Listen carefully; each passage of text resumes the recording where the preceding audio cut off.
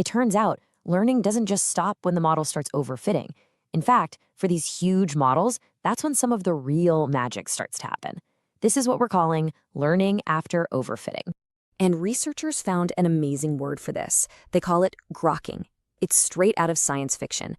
Grokking is this bizarre moment where a model has already achieved 100% on its training data, it's totally overfit, but you keep training it anyway. And then suddenly, out of nowhere, it's like a light bulb goes off. It's like a sudden moment of true understanding. So here's how they first saw this happen. Researchers at OpenAI were training these small models on simple math problems, like addition.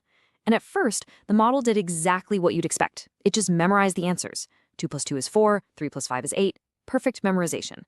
But they didn't stop the training. They just let it keep running and running. And then bam, all of a sudden, its accuracy on new math problems it had never seen before shot through the roof. It wasn't just memorizing answers anymore. It had somehow figured out the rule of addition. But why does this grokking happen?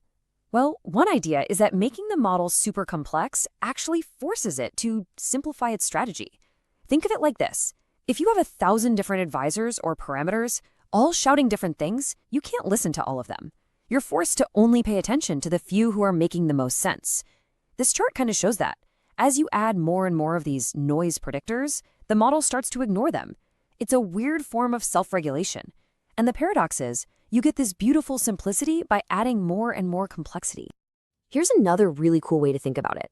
Maybe the model isn't choosing between memorizing and generalizing at all. Maybe it's doing both. So, step 1, the AI doesn't look at the data as is. It creates its own custom map or feature space for the data. Step 2, on that map, it just memorizes where everything is. Pure memorization.